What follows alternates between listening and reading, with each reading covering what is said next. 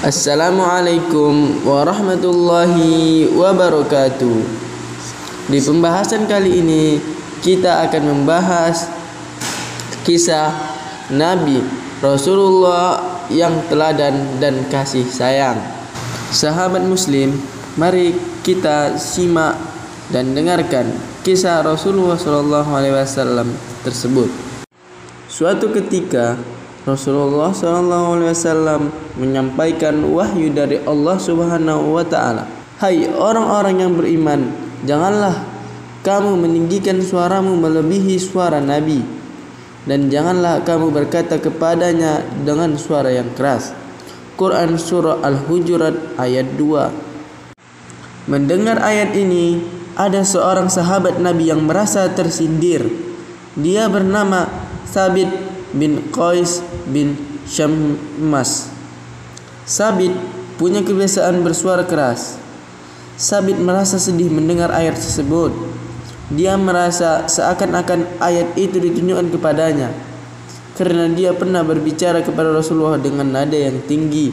Akulah yang sering berbicara keras kepada Rasulullah. Amalku telah terhapus dan aku termasuk ahli neraka, katanya seorang diri. Sejak itu dia tidak berani ke masjid bertemu dengan Rasulullah. Rasulullah adalah orang yang perhatian dengan para sahabatnya. Rasulullah menyadari ada seseorang yang tidak terlihat beberapa hari sholat di masjid. Beliau selalu menanyakan kabar sahabat-sahabatnya. Kemudian beliau mengutus seorang sahabatnya untuk mencari Sabit bin Qais. Sabit ditemukan di rumahnya dalam keadaan murung sedih. Kemudian ia ditanya, "Wahai Sabit, ada apa denganmu? Rasulullah mencarimu."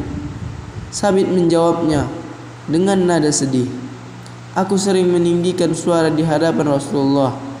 Terhapuslah amalanku dan aku akan menjadi penghuni neraka." Maka sahabat tersebut segera melapor kepada Rasulullah dengan menceritakan perihal yang terjadi kepada Sabit. Kemudian Rasulullah SAW bersabda, "Tidak, aku tetapi ia adalah penghuni surga." Mendengar hal itu, Sabit sangat gembira. Ia mengira dirinya tidak akan selamat.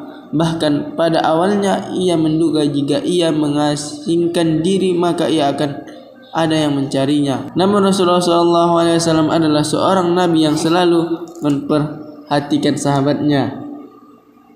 Dalam kisah lain diceritakan seorang sahabat bersama Sa'ban. Ia adalah sahabat yang sering menempati pojok depan masjid. Ia menempati pojok masjid supaya tidak mengganggu ibadah orang lain. Suatu ketika Rasulullah SAW mendapati Sa'ban tidak terlihat dalam sholat subuh di masjid. Maka beliau menangguhkan sejenak sholat subuhnya supaya Sa'ban tidak tertinggal takbiratul ihram. Namun yang dinanti tidak kunjung tiba. Maka Rasulullah SAW memerintahkan untuk iqamah. Setelah sholat subuh usai, Rasulullah bertanya kepada para sahabat, "Adakah yang mengetahui kabar Sa'ban mengapa ia tidak hadir sholat berjamaah?" Para sahabat diam menandakan tidak ada yang mengetahuinya. "Adakah yang mengetahui rumahnya?" Rasulullah bertanya kembali. Seorang sahabat mengangkat tangannya, "Saya tahu, wahai Rasulullah." Kemudian Rasulullah dan para sahabat bersiap untuk mengunjungi rumah Sa'ban. Ternyata rumah Sa'ban sangat jauh dari masjid. Akhirnya Rasulullah dan para sahabat tiba di rumah Sa'ban ketika telah masuk waktu duha. Rasulullah mengetuk pintu. "Assalamualaikum, apakah benar ini rumahnya Sa'ban?" Seorang wanita mengenakan hijab membuka pintu dan menjawab salam. "Waalaikumsalam, benar saya adalah istrinya," jawab wanita itu. "Bolehkah kami bertanya dengannya?" tanya Rasulullah.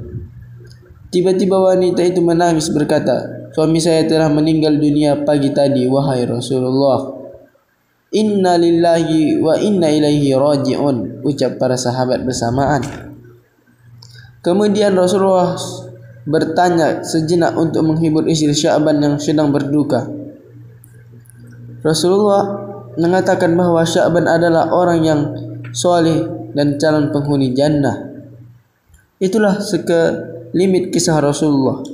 Benar-benar akhlak yang mulia, selalu memperhatikan hal kecil sampai urusan yang terbesar dari kaum muslimin, semata-mata karena rasa kasih sayang beliau kepada umat Islam.